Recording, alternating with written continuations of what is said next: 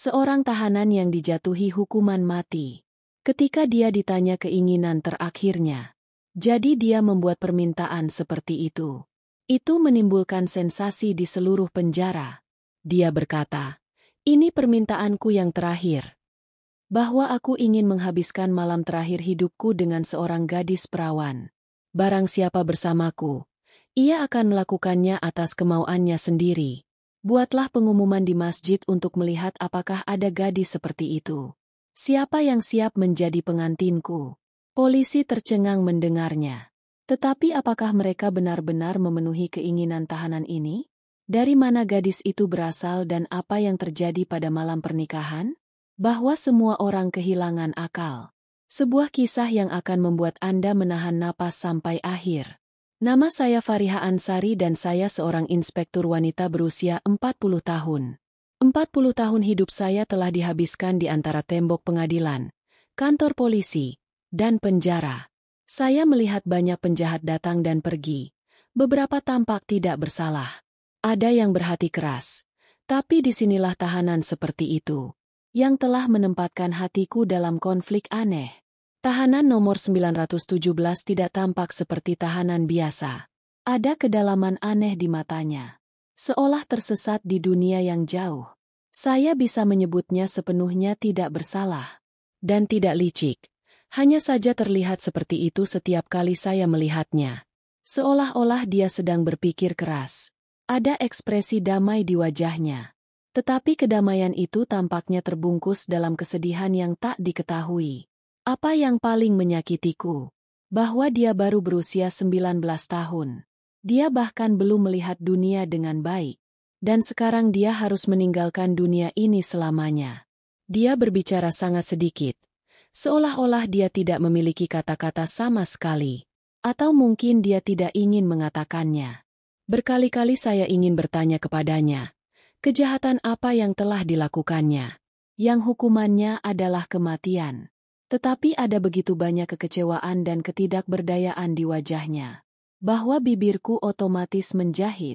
Ketika bekerja di kepolisian, saya menjadi wanita yang keras hati. Ini hanya sekadar profesi, tetapi melihat 917 membuat saya merasakan kelembutan di hati saya. Sepertinya ada pertanyaan yang lahir dalam diriku. Tapi peraturan penjaranya ketat. Dan di sini, untuk membuat hubungan palsu dengan para tahanan, dilarang untuk mengungkapkan simpati kepada mereka. Saya menerima pesanan hari ini. Pemimpin nomor 917 akan dijatuhi hukuman mati dalam 2 hari. Selama waktu ini, dia akan diizinkan bertemu orang tuanya untuk terakhir kalinya. Setelah membaca pesanan ini, suatu perasaan tak terduga muncul dalam hatiku. Bahasa Cina mulai lahir. Jantungku berdebar kencang. Ada semacam kecemasan yang tampaknya hilang. Saya tahu setiap hukuman mati, tahanan itu harus ditanya keinginan terakhirnya. Ini adalah satu-satunya hak yang diberikan kepadanya sebelum meninggal. Bahkan jika dia ingin makan makanan kesukaannya, ingin bertemu seseorang, atau jika orang lain menyampaikan keinginannya, segala upaya dilakukan untuk memenuhinya. Tahanan nomor 917 bernama Rehan. Saya mengunjungi ibu saya hari ini. Wanita itu menangis sambil memeluk putranya. Saya katakan berulang-ulang, "Nak, saya sepenuhnya yakin. Semoga Allah menyelamatkanmu dari azab ini." Kata-kata ini mulai terngiang di telingaku. Harapan seorang ibu ini sungguh tak masuk akal bagi saya. Hukuman telah diucapkan. Dan tidak ada keputusan yang diambil kembali di penjara. Namun dia adalah seorang wanita dan seorang yang beriman. Bahwa putranya tidak bersalah dan suatu keajaiban akan menyelamatkannya. Saya baru saja menerima pesanan hari ini. Bahwa saya harus bertanya pada Rehan tentang keinginan terakhirnya. Dan beri dia kesempatan untuk bertemu keluarganya. Aku pikir itulah yang mungkin dikatakannya. Bahwa dia ingin menghabiskan lebih banyak waktu dengan keluarganya. Karena tidak ada seorang pun yang membuat keinginan besar pada saat seperti ini. Tapi saya tidak tahu bahwa keinginan terakhirnya akan sangat aneh dan mengejutkan. Saya akan pusing hanya mendengarnya. Aku datang padanya. Dan untuk pertama kalinya, Dia mulai menyusun kata-kata untuk berbicara kepadanya.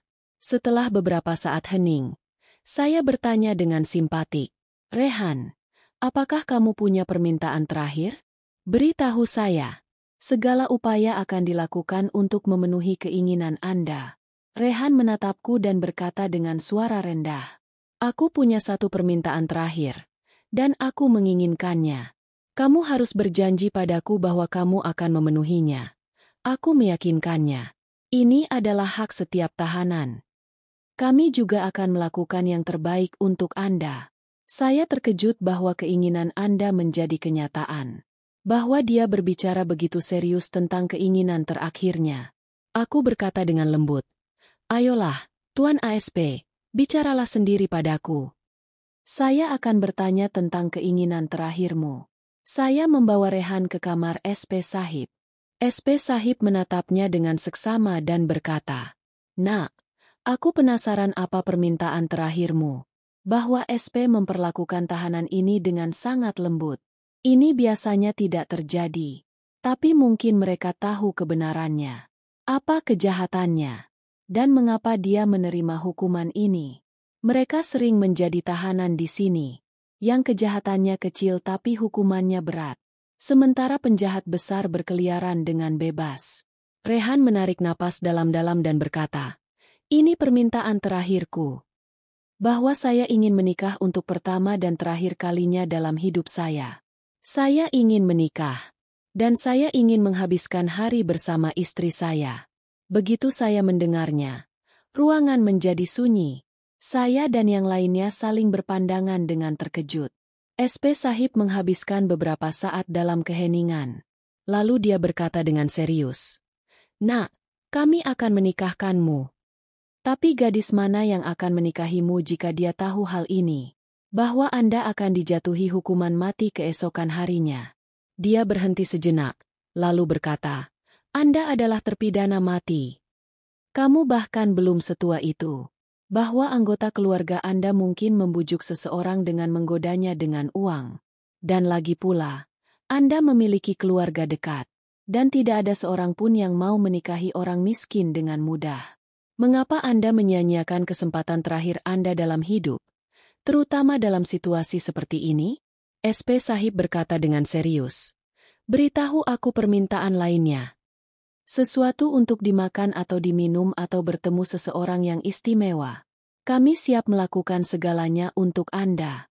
Namun pernikahan tidak mungkin. Anda adalah narapidana hukuman mati. Tak seorang pun akan setuju menikahimu. Bagaimana kami menikahkanmu?" Rehan membalas dengan sangat puas, "Pak SP, sudah saya katakan, keinginan terakhirku adalah pernikahan. Tapi jangan khawatir. Saya akan memberitahu Anda caranya. Siapa yang akan otomatis menikah denganku?" Mendengar ini, SP menatapnya dengan heran. Sesaat kekhawatiran muncul di wajah mereka. Seolah-olah mereka takut. Jangan biarkan dia bersikeras menikahi pegawai penjara wanita. Tetapi apa yang dikatakan Rehan bahkan lebih mengejutkan. Yang perlu Anda lakukan hanyalah membuat pengumuman di masjid. Bahwa Rehan Han ingin menikahi wanita seperti itu. Siapa yang siap menjadi istrinya? Tetapi hanya 1 hari sebelum dieksekusi. Begitu saya mendengarnya, ruangan menjadi sunyi. Semua orang saling berpandangan dengan terkejut. Aneh sekali sampai sulit dipercaya. Rehan membuat kami berjanji bahwa jika seseorang wanita itu menyetujui pernikahan itu dengan syarat ini, jadi kami tidak akan menghentikannya. Dan dia akan bisa menghabiskan sepanjang malam bersamanya. Kepintarannya membuat kami berpikir juga. SP Sahib berpikir sejenak lalu mengangkat bahu dan berkata, "Kami benar-benar yakin tidak ada wanita yang akan menikahi Anda dengan kondisi ini. Mengapa seseorang rela menyia-nyiakan hidupnya? Apa gunanya menjadi pengantin hanya 1 hari? Mengapa seseorang mau berkelahi dengan keluarganya sendiri?" Tapi tak satu pun yang kami katakan memberi pengaruh pada Rehan. Dia berkata dengan nada tenang, "Kalian tinggal buat pengumuman saja. Ini permintaan terakhirku. Kalau tak seorang pun datang, aku tak akan membuat permintaan lain. Kalau begitu saya ingin dihukum mati. Kami harus menyerah demi kehormatan Rehan. Kami membuat pengumuman di masjid. Rehan Han itu, yang akan dieksekusi dalam 2 hari. Sebagai permintaan terakhirnya, dia ingin menikahi seorang gadis selama 1 hari. Jika seorang wanita menyetujui pernikahan ini, jadi dia bisa maju. Pengumuman ini bergema di seluruh area. Namun kami memiliki keyakinan di hati kami. Tidak ada seorang pun yang mau maju untuk mendapatkan 6 dengan syarat seperti itu. Rehan berasal dari keluarga miskin. Dan kami benar-benar yakin. Tidak ada wanita yang mau menikah dengannya dengan syarat seperti itu. Namun kami tetap membuat pengumuman sesuai keinginan terakhirnya. Bagi kami, itu hanya seperti lelucon. Itu suatu hal yang mustahil. Namun tepat 1 jam kemudian, seorang tentara datang berlari dengan cepat dan melaporkan bahwa ada seorang wanita di gerbang penjara yang berpakaian layaknya pengantin dan ditemani oleh seorang ulama. Mendengar ini, SP Sahib dan saya keluar dengan terkejut. Ada seorang gadis muda berdiri di depan kami, yang berusia sekitar 17 hingga 18 tahun. Dia benar-benar datang dalam bentuk seorang pengantin. Busana pengantin sajid haji yang lengkap. Saya ditemani oleh seorang ulama. Siapa yang memegang catatan perkawinan di tangannya? HP Sahib dengan serius bertanya. Maulvi Sahib, Anda siapa? Dan siapa gadis ini? Ulama itu menjawab. Gadis ini datang padaku. Dan dia berkata, saya harus melaksanakan upacara pernikahannya. Dan masuk penjara bersamanya ketika saya menanyakan alasannya. Jadi dia mengatakannya dengan jelas. Bahwa calon suaminya akan dieksekusi dalam 2 hari.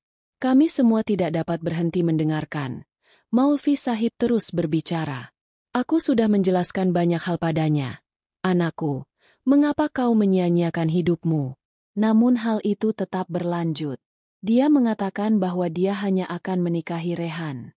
Ini juga keinginan terakhirnya. Karena dia benar-benar mencintai Rehan. Mendengar ini, keheningan pun terjadi di penjara. Kami tidak dapat mempercayainya. Seseorang itu sungguh menginginkan Rehan. Bahwa dia harus rela menyerahkan segalanya demi dia. Meski ini mungkin tampak aneh. Namun kami tidak punya hak untuk keberatan dengan hal itu. Tugas kami hanyalah memenuhi keinginan terakhir tahanan itu. Akhirnya, untuk melengkapi formalitas pernikahan, Maulvi Sahib dipanggil. Dan Rehan dibawa keluar selnya dan dimasukkan ke kantor penjara. Maulvi Sahib memimpin upacara pernikahan Rehan dan gadis ini. Setelah pernikahan selesai, Rehan berkata sambil tersenyum. Sesuai janji, kau sekarang akan mengirimkan pengantinku kepadaku. Saya ingin berbicara dengannya. Saya ingin menyegarkan kenangan lama saya. Itu akan hilang hanya dalam 1 hari lagi. Dan gantung aku jika kau mau. Saya tidak akan menyesal. Aku menemukan cintaku. Bagi saya, ini sudah cukup. Mendengar perkataan Rehan membuat saya pun menitikkan air mata. Inilah cinta sejati. Tak berdaya dan tak kenal takut. Pikirku dalam hati. Tetapi aku tidak tahu bahwa ada cerita seperti itu di balik pernikahan ini. Yang sungguh mencengangkan. SP Sahib tersenyum dan menunjuk ke arah saya dan berkata, bawa gadis itu ke sel Rehan. Dan tutup pintunya. Aku ikuti perintahnya. Dan dia mengunci mereka berdua dalam sel dan keluar. Aku pikir sebentar lagi gadis itu akan bosan dan ingin keluar sendiri. Namun seiring berjalannya waktu, saya terus-menerus terganggu oleh suara bisikan lembut. Rasanya seperti itu. Seperti seseorang sedang mencoba membuka sesuatu. Saya menduga mungkin ada seseorang yang mencoba mendobrak pintu sel. Tapi saya puas. Saya tahu bahwa ini bukanlah tugas mudah. Ada kunci yang sangat besar dan kuat di pintunya. Saya kembali ke kantor saya dan tenggelam dalam pikiran. Namun tiba-tiba terdengar teriakan memilukan dari dalam penjara. Aku segera bangkit dari tempat dudukku dan berlari. Apa yang terjadi ketika dia sampai di sel Rehan? Begitu mengintip ke dalam, saya bertanya pada gadis yang mengenakan gaun pengantin. Tenggorokannya terkulai, nafasnya tidak teratur, dan seluruh tubuhnya gemetar. Begitu saya perhatikan dengan teliti, itu menjadi kurang kentara. Bicaralah dengan nada suara keras dan keluarkan aku dari sini. Saya tidak ingin tinggal di sini. Saya terkejut dan berkata, apa yang terjadi sekarang? Anda baru saja menikah atas kemauan Anda sendiri. Kemabukan cinta telah memudar. Kini kau khawatir dengan masa depanmu. Tetapi dia tidak mengatakan apa-apa. Berdiri saja di sana sambil mencengkeram bajumu dengan tanganmu. Seakan-akan sesuatu yang mengerikan telah mengguncangnya. Saya membuka pintu dan gadis itu keluar seperti kilat. Dan tanpa berkata apa-apa, dia pergi. Saya mengunci pintu sel. Dia menyelesaikan tugasnya dan kembali ke kantor untuk tidur. Saya tidak tahu tentang itu. Bahwa ketika aku membuka mataku di pagi hari, badai besar telah terjadi. Begitu pagi tiba, SP memasuki kantor saya dengan langkah cepat. Dan dengan marah dia berkata, "Di mana tahanan nomor 917?" Saya terkejut dan berkata, "Dia pasti ada di selnya." "Tuan." Tapi wajah SP Sahib menjadi tegas. "Pergi dan perhatikan baik-baik," kata mereka. Dan jantungku mulai berdetak kencang. Aku segera menuju sel Rehan begitu sampai di sana. Aku berseru seperti biasa. "Rehan, kemarilah ke dekat pintu." Tetapi tidak ada jawaban. Keringat membasahi dahiku. Detak jantung bertambah cepat. Saya mengintip lewat jendela. Dan pemandangan yang saya lihat sungguh mengejutkan saya. Di dalam sel, seorang pria berpakaian pria terbaring tengkurap di dinding. Nafasku terhenti dan tanganku mulai gemetar. Saya segera membuka pintu sel dan menegakkan tubuh pria itu. Melihat ini, tanah terasa lepas dari bawah kakiku. Itu gadis itu. Siapa yang datang menikahi Rehan tadi malam mengenakan gaun pengantin? Mataku terbelalak karena terkejut. Saya berdiri karena terkejut. Mengapa SP juga sampai di sana pada saat itu? Begitu mereka melihat pemandangan ini, mereka pun berteriak kaget dan marah. Betapa menakjubkannya ini. Di mana Rehan di siang bolong ini? Saya bahkan tidak dapat menjawab. Kemarahan Tuan ACP meningkat. Ini semua karena kecerobohan Anda. Jika Anda tidak tahu bagaimana melaksanakan tugas Anda dengan baik. Jadi apa yang saya lakukan di sini karena kelalaian Anda? Seorang narapidana hukuman mati telah melarikan diri dari penjara. Pikiran saya jadi tak bisa berkata apa-apa. Aku melihat gadis tak sadarkan diri yang sedang kubaca di hadapanku. Orang yang berbohong di tempat Rehan itu penipu. Rehan telah membodohi kita. Dia sendiri telah melarikan diri dari penjara dengan mengenakan gaun pengantin. Semalam aku pikir gadis ini sedang jatuh cinta. Kupikir aku akan menikahi Rehan. Bahwa dia benar-benar mencintainya. Tetapi itu semua adalah konspirasi. Rehan menggunakan gadis yang sama untuk melawan kita. Dan kami semua menutup mata dan tanpa sadar membantunya. Sekarang pertanyaannya adalah apa yang harus dilakukan dengan gadis ini? Gadis itu sedang duduk di depan kita. Tidak ada rasa takut di wajahnya.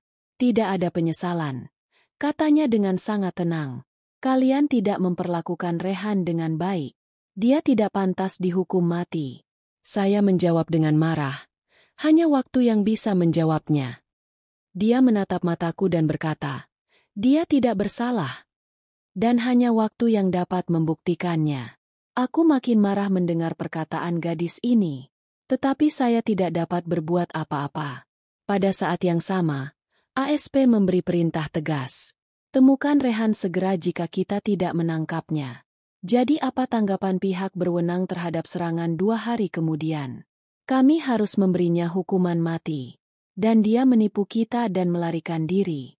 Ini merupakan suatu aib besar bagi kita. Jantungku berdebar kencang. Saya masih tidak mengerti. Bagaimana penipuan sebesar itu bisa terjadi padaku? Saya mempercayai seseorang dan mempercayai perkataan seorang gadis. Aku menikahkan mereka dan sebagai balasannya mereka melemparkan debu ke mataku. Sekarang kita hanya punya satu cara. Hubungi orang tua gadis ini dan cari tahu kebenarannya dari mereka. Tetapi kemudian saya berpikir, mengapa tidak bertanya pada gadis yang sama? Mungkin dia akan mengatakan kebenarannya sendiri. Sangat sulit menemukan Rehan. Dia baru saja melarikan diri dari penjara beberapa jam yang lalu. Kami mengetahui pada malam harinya bahwa dia telah melarikan diri pada pukul 4 pagi. Saya tidak tahu kemana dia pergi sekarang. Saya memandang gadis itu dan berkata serius. Saya punya 2 pertanyaan untuk Anda. Dan saya harap Anda akan menjawab dengan jujur. Katanya tanpa ragu. Saya siap mengatakan kebenaran tentang Rehan. Saya melihatnya dengan heran. Ia masih memanggil Rehan dengan sebutan saudara, bukan suami. Saya bertanya dengan nada tegas. Apakah kamu benar-benar menganggap dia saudaramu? Atau dia sebenarnya saudaramu? Kenapa kalian berdua membuat drama ini? Dia terdiam, seakan tenggelam dalam pikiran mendalam. Lalu dia mengatakan sesuatu yang membuatku tercengang. Dia bukan saudara kandungku. Jawab gadis itu segera. Kataku tegas. Lalu mengapa kau lakukan semua ini? Kenapa kamu menikahinya? Dan sekarang kenapa kau tiba-tiba memanggilnya saudaramu? Kalian berdua mengkhianati kami. Rehan memberi kami ruang dan melarikan diri dari sini. Tapi ingat, kita akan segera menangkapnya. Dan mereka akan menjatuhkan hukuman mati padanya. Tetapi gadis itu tetap tenang sepenuhnya. Katanya sambil menatap wajahku. Percayalah, itu sama sekali tidak terjadi. Dia akan segera kembali. Dia tahu itu. Kemana seharusnya ia ditempatkan dan kemana seharusnya ia tidak ditempatkan? Dan yang paling penting, dia sekarang menikah denganku. Saya bertanggung jawab atas mereka yang tidak pernah meninggalkan saya dan melarikan diri. Saya terkejut mendengar apa yang dikatakan gadis ini. Bagaimana dia bisa mengatakan itu dengan yakin seperti itu? Bahwa Rehan akan kembali. Apakah itu benar-benar mungkin? Mengapa Anda mempercayai hal ini? Saya bertanya dengan serius bahwa dia akan kembali. Dia menarik napas dalam-dalam dan berkata, "Jika kamu mau mendengarkan seluruh ceritaku, jadi mungkin keputusan Anda juga akan berubah. Dan Anda akan menyadari apa kebenaran sesungguhnya." Aku terdiam. Aku tahu gadis ini masih ngotot dengan ucapannya. Jika aku bertanya lebih lanjut, mungkin dia akan menjawab lain. Mereka pasti mengemukakan beberapa fakta lainnya. Namaku Nazia. Dia mulai berkata, "Kakak perempuan saya bertunangan dengan Rehan. Rehan adalah anak yang sangat pemberani dan tak kenal takut sejak kecil. Mungkin tidak akan pernah ada saat seperti itu. Ketika mereka takut pada seseorang dan mundur. Dia adalah putra sepupu ayahku. Maksudnya, kakek dari pihak ayah saya sangat mencintainya. Dan ada banyak kepercayaan padanya. Saat mereka menjodohkan kakak perempuanku dengan Rehan. Jadi dia mulai datang dan pergi ke rumah kami. Saya mendengarkannya dalam diam. Suasana di desa kami sungguh aneh. Suatu malam, Rehan Bhai pergi menemui sepupu kami. Ayah tidak ada di rumah hari itu ketika kami pulang. Dan Rehan Bhai telah datang berkali-kali sebelumnya. Karena sekarang dia telah menjadi anggota keluarga kami. Waktu itu cuma kami berdua bersaudari di rumah. Tidak ada orang lain. Rehan Bhai datang melalui pintu belakang. Saya segera menyadari bahwa mereka datang untuk menemui Anda. Saya mulai membuat teh di dapur. Dan mereka berdua berbicara di aplikasi. Semuanya tampak normal. Namun, tiba-tiba terdengar ketukan keras di pintu. Saya takut. Tetapi ayah saya tidak yakin. Pikirku sambil cepat-cepat mengintip keluar pintu. Tetapi pemandangan yang kulihat membuat rambutku berdiri tegak. 3 atau 4 orang berdiri di luar pintu.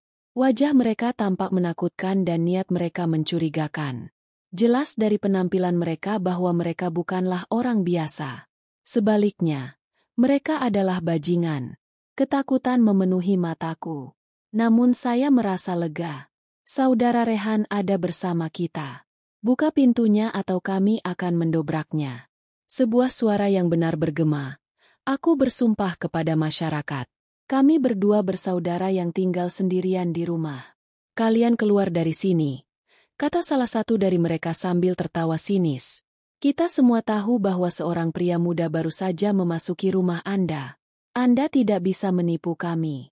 Mendengar suara itu, Rehan Bhai juga keluar. Mereka membuka pintu dan memberi isyarat kepadaku. Aku segera bersembunyi di kamarku sebelum bisa masuk. Tapi apa yang terjadi di luar? Semua orang mendengarkan. Rehan Bhai berdiri di depan para penjahat ini. Salah satu dari mereka mengucapkan sesuatu yang sangat kasar, dan Rehan Bhai pun berkata, "Ya Tuhan!" Darah mendidih tetapi mereka mengendalikan amarahnya. Mereka telah bekerja sejak kemarin karena ada 4 atau 5 orang di depan. Dan mereka sendirian jika mereka berkelahi. Dan jika sesuatu terjadi, kami akan ditinggal sendirian di rumah. Itulah sebabnya mereka menjelaskan dengan lembut kepada bajingan-bajingan ini. Mengirimnya tetapi itu sudah menjadi tontonan sehari-hari. Ada 3 atau 4 penjahat berdiri di luar rumah kami. Segera setelah Abu meninggalkan rumah, orang-orang ini mulai mengganggu kita. Lalu suatu malam terjadilah suatu peristiwa yang mengubah hidup kami.